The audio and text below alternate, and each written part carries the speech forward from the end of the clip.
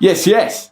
Welcome back to the Rat Cave. It's Ratsy here for DJ Kit, and I know it's been a little minute, but I've been working on this video for a little while now. Basically, I wanted to put it out at the end of 2023, but then I thought, the NAMM show is in early January, sort of mid-January. I thought I'll wait until the NAMM show's finished, in the hope that perhaps, new stuff would be announced, and then I would be able to get my grubby little mitts on it and then do a few reviews and include them in this roundup video.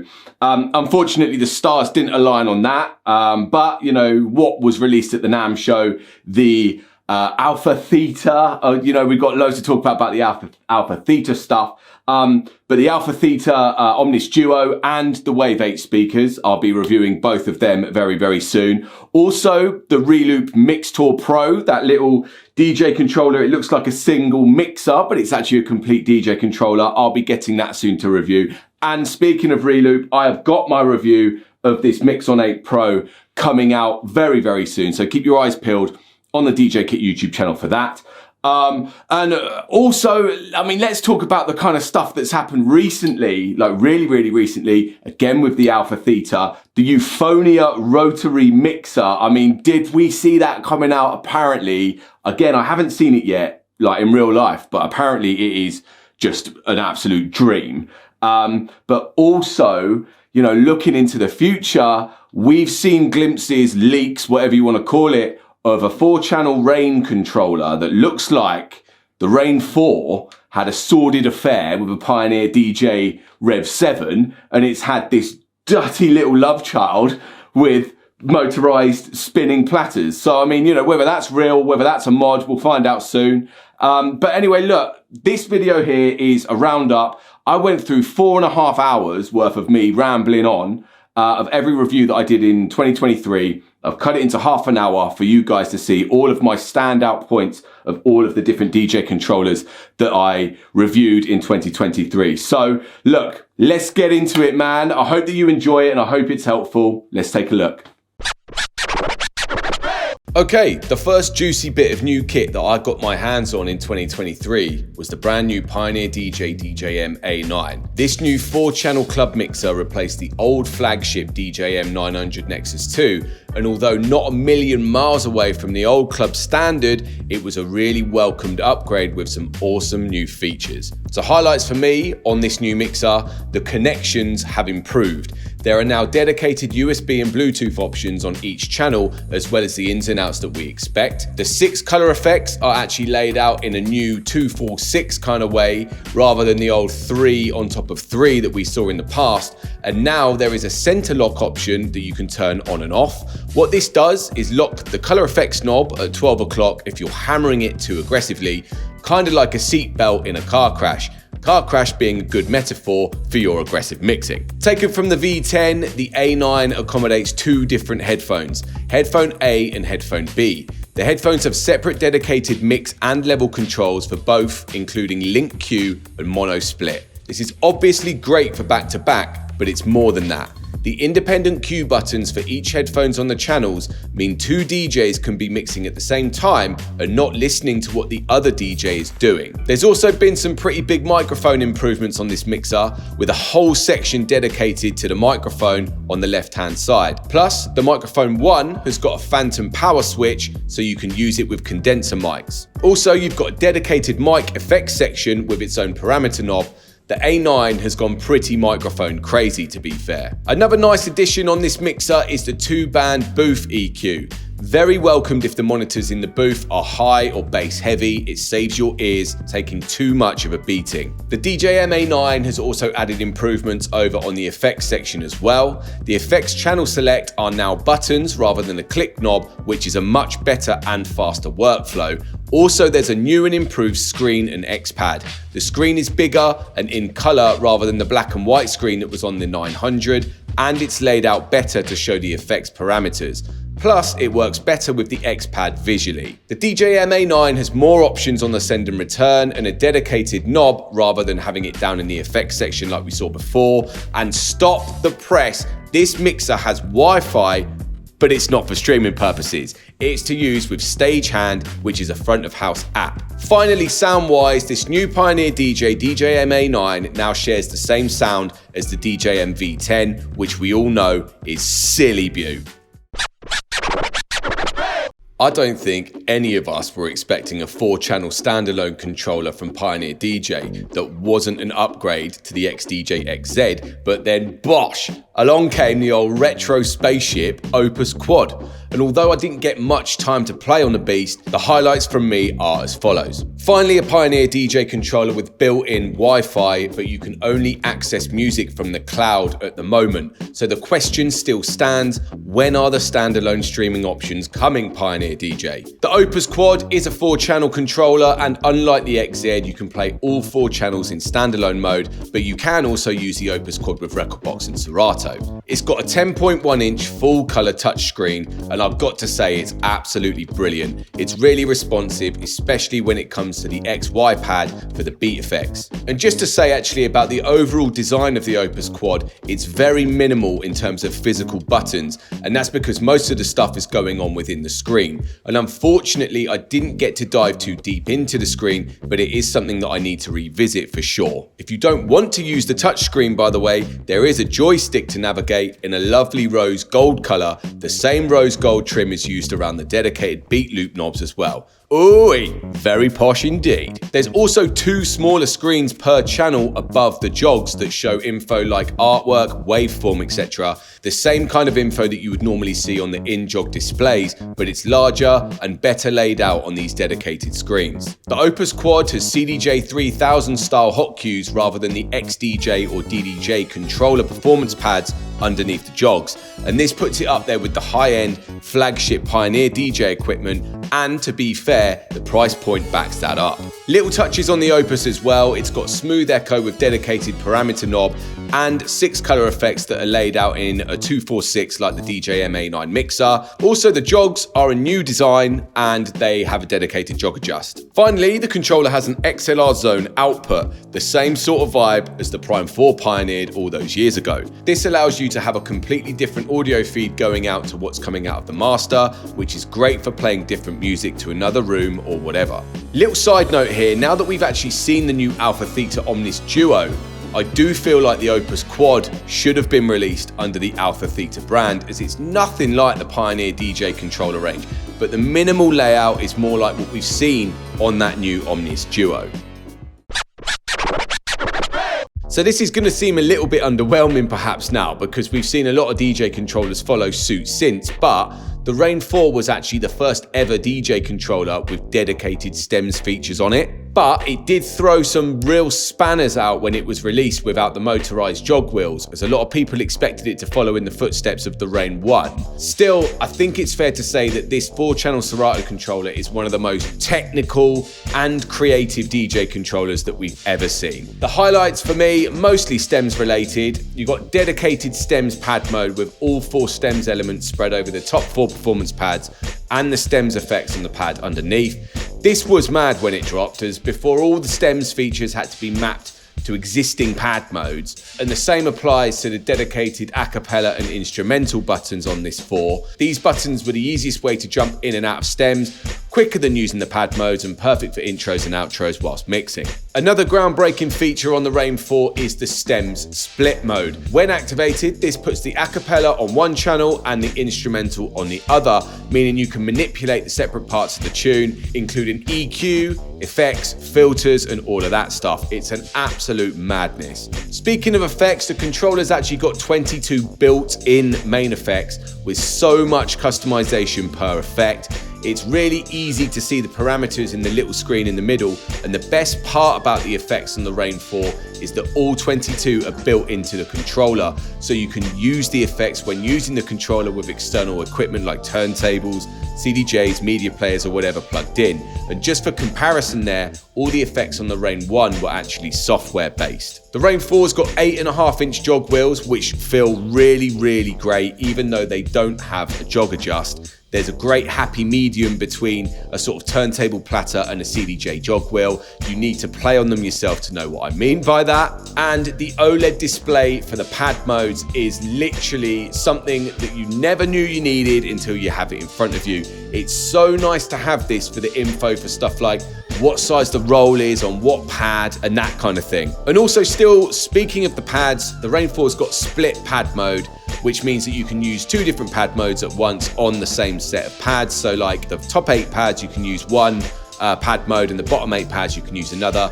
This is perfect combo to use with hot cue and stems. And again, it's great to see which pads are doing what, looking at those OLED screens. Finally, the mixer section on the Rane 4, 4-channel mixer, paddle controls for the effects, and the crossfader is a Mag 4 that you can actually change the tension on, which is brilliant to see on a controller because that's typically something that you only see on battle mixers.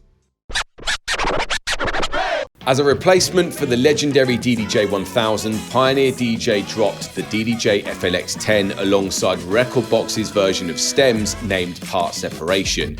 Again, not much different to its predecessor, but some really welcome new features on the FLX10 that was very exciting for a Rekordbox user such as myself, although of course the FLX10 works with Serato as well. Standout highlights for me on this DDJ-FLX10, you got 6 sound color effects as opposed to the 4 that you had on the DDJ-1000, and the effects are actually laid out in the 2, 4, 6 that we saw on the DJM-A9 and Opus-Quad. A feature that you kind of didn't realize that you needed is that if you hold down the page buttons, you can see the pad mode info in the jog display.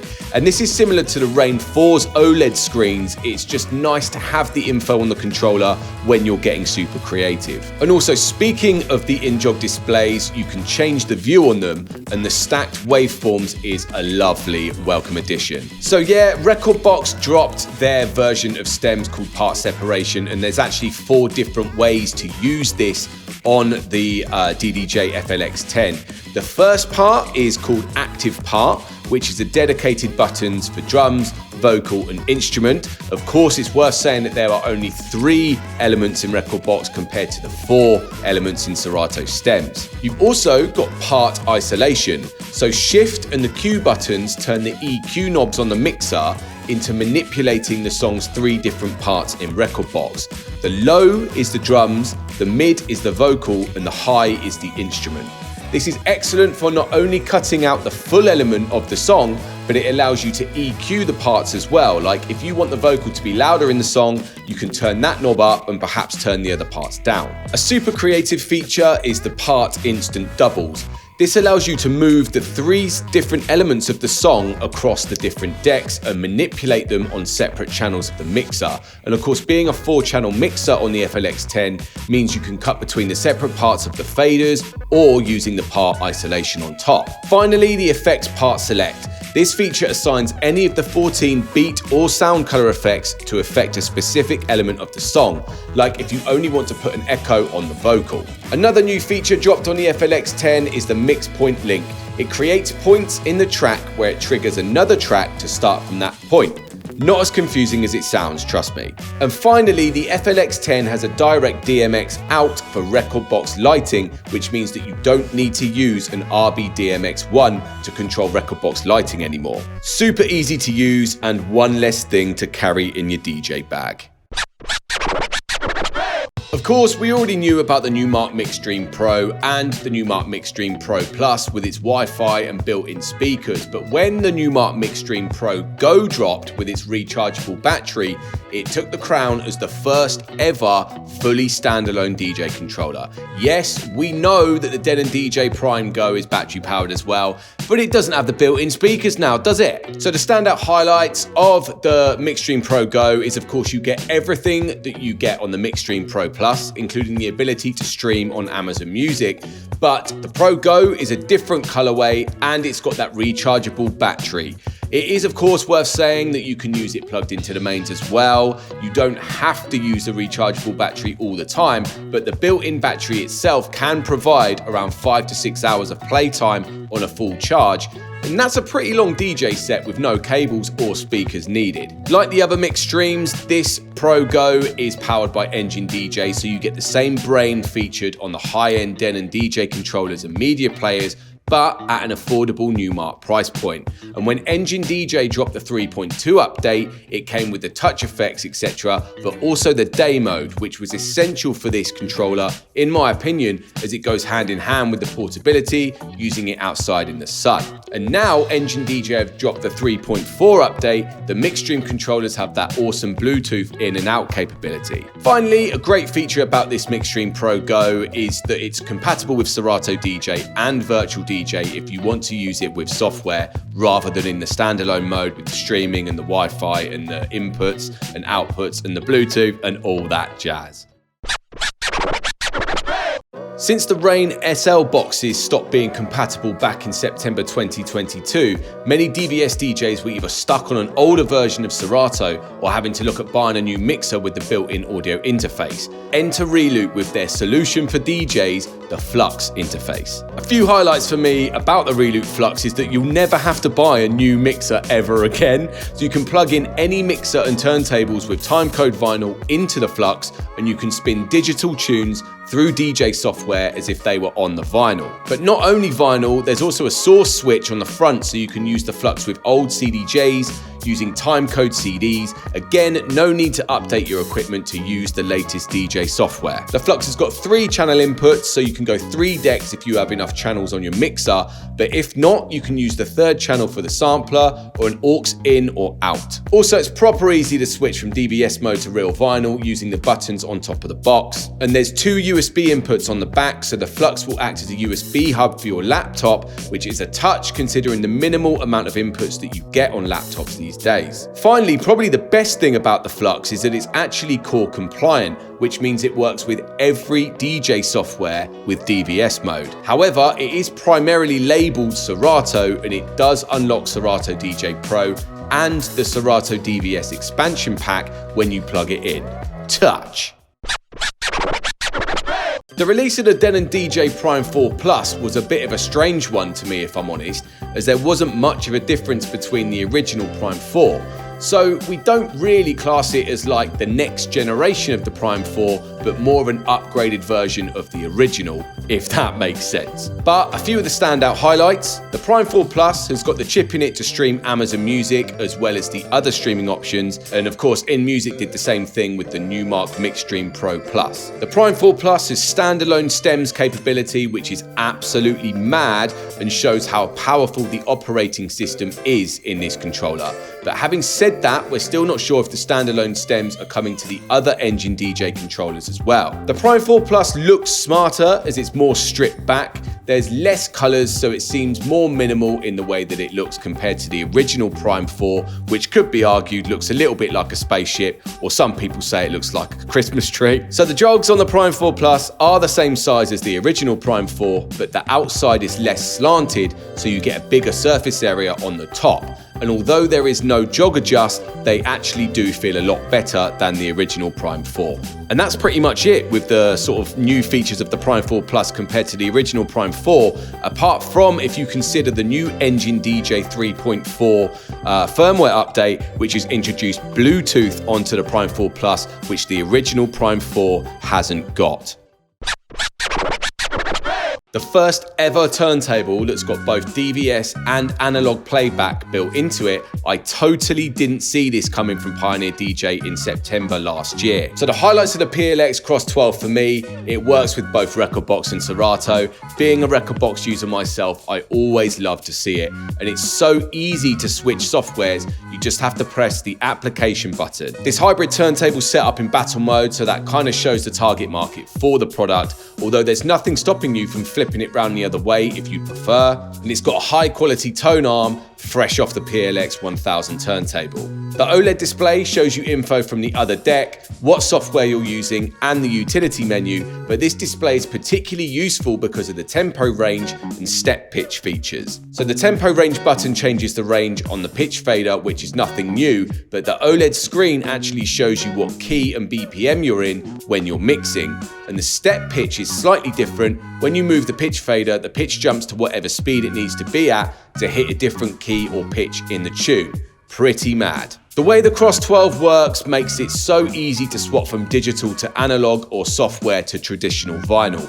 The DVS signal comes through the spindle on the Cross 12, so you use the Magvel clamp to lock onto the spindle and secure whatever vinyl you have on the platter. Then, when you're moving the vinyl on the platter, it's actually moving the spindle and controlling the software. So if you want to switch from digital to analog, all you need to do is press the needle mode button and drop your needle on the record you have on the platter. Also, there's 4 performance pads on the Cross 12 with hot cue sampler, stems and scratch bank being the default modes, but you can customize these if you want to. Also, there's parameter buttons and the option to jump to pads 5 to 8 as well.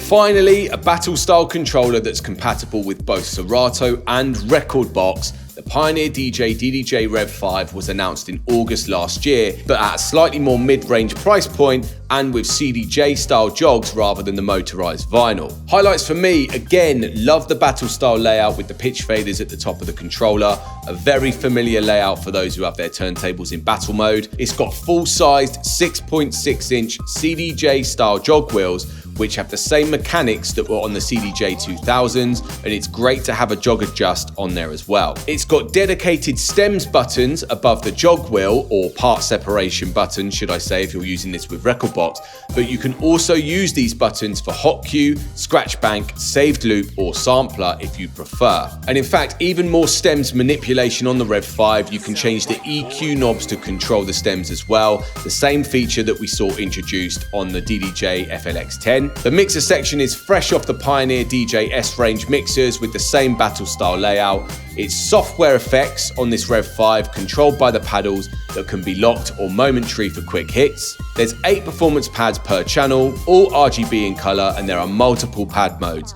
Worth saying, what's written on the controller itself is actually for Serato, so the modes slightly differ when you're using this with Rekordbox. The REV5 introduced a new pad mode called Piano Play, which changes all 16 pads to emulate a piano, with white keys along the bottom pads and the black keys along the top, and you can play a hot cue in a tune along the keys of the piano. Another feature perfect for open format DJs is the auto BPM transition.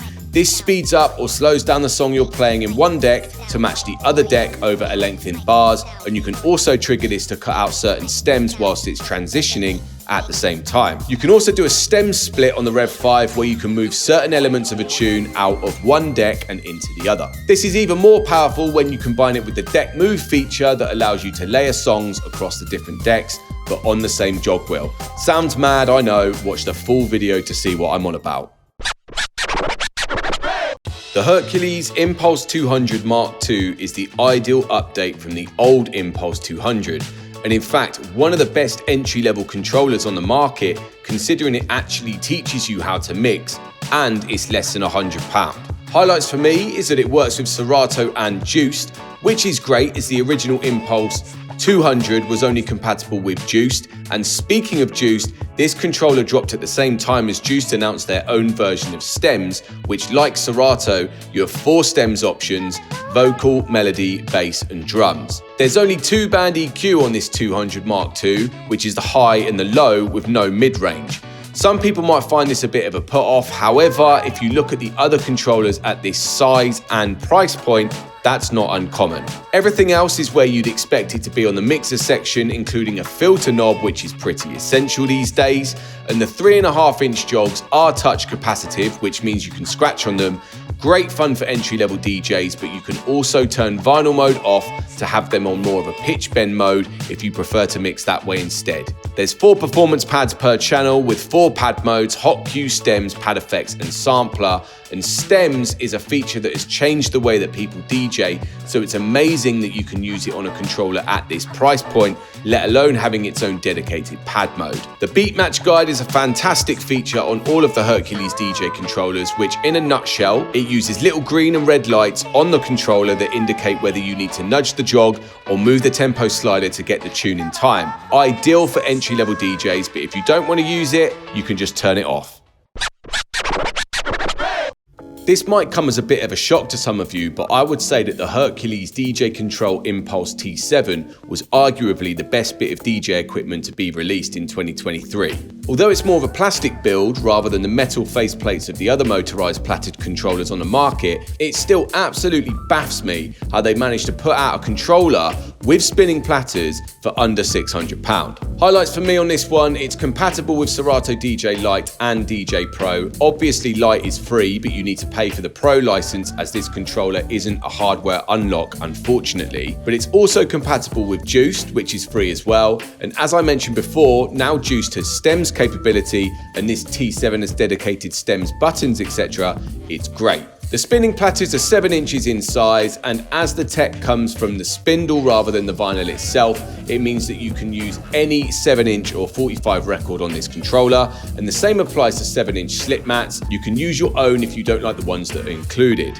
Now, I do say this quite a few times in the few videos that I did on this T7 controller, but the platters aren't technically motorized as they're belt drive. But I honestly didn't notice the difference. The platters feel great to mix on. The only spanner is they're not ideal for backspinning. The controller has a full-length pitch fader with a 0% click, which I'm a big fan of, but it also has dedicated pitch bend buttons, which I think is really important if you prefer to use them to get your tune in time rather than touching the side of the spinning platter. You have 8 rubber RGB performance pads per channel with 8 different pad modes, although the pad modes depend on what software you're using, and it's great to have a dedicated stems pad mode on this T7 with the pads doing what you'd expect them to do within Serato stems. However, if you want the simple cut from instrumental to a cappella, there are dedicated buttons for that to the right of the pads too. Really handy for mixing or getting yourself out of a possible confusion of the 4-part stem separation. Mixer-wise, it's a 2-channel controller set up in a battle kind of style, as you can activate the effects using the paddles. And speaking of the effects, there's no built-in effects on this controller, everything is software based. Also, what's great about this T7 is it has that beat match guide that I mentioned on the Impulse 200 Mark II. So that could be really helpful for someone learning to mix on this controller with a vinyl feel. But as I said, if you don't like it, you can just turn it off. The faders on this controller aren't the best if you're a hardcore scratch DJ, but definitely do the job for light scratching or standard mixing. However, Hercules are aware that spinning platters attract scratch DJs, so there's actually a premium edition of the T7 with upgraded faders, or you can mod the original with an inner fader mini pack. Finally, don't know if I mentioned this enough in all of the videos that I did on this controller, but it's less than 600 quid, man. So there you go then, gang. That was every review that I did in 2023. There's some amazing equipment that was released in 2023. I mean, I'm sure that you'll agree the majority of it was pretty stems heavy, like stems orientated, you know, not only the Serato stems, but the introduction of record boxes stems, the part separation and juiced stems and everything like that. I mean, it is a stems world out there when it comes to DJing. But yeah, a fantastic year for equipment. I can't wait to see what's going to be released this year in 2024. Look, guys, let me know in the comments of this video, what was your standout bit of DJ equipment, not only that was released in 2023, but have you guys seen the Alpha-Theta stuff yet? Have you seen the new Reloop stuff that's come out? Also, what do you think of that new Rane? I mean, we've heard that it's called the Performer. By the way, if it is called the Performer, I really hope that they spell it with a 4 as in F-O-U-R, like performer, as it's the Rane FOUR, whatever. Anyway, let me know what you think. What was your standout bit of DJ equipment that's come out over the past year? Let me know in the comments. And as always, don't forget to like this video, subscribe to the DJ Kit YouTube channel, and share it with whoever you think may find it helpful. I've got loads of new stuff coming out over the next few weeks, so keep your eyes peeled on the YouTube channel. And until next time, take care. Peace.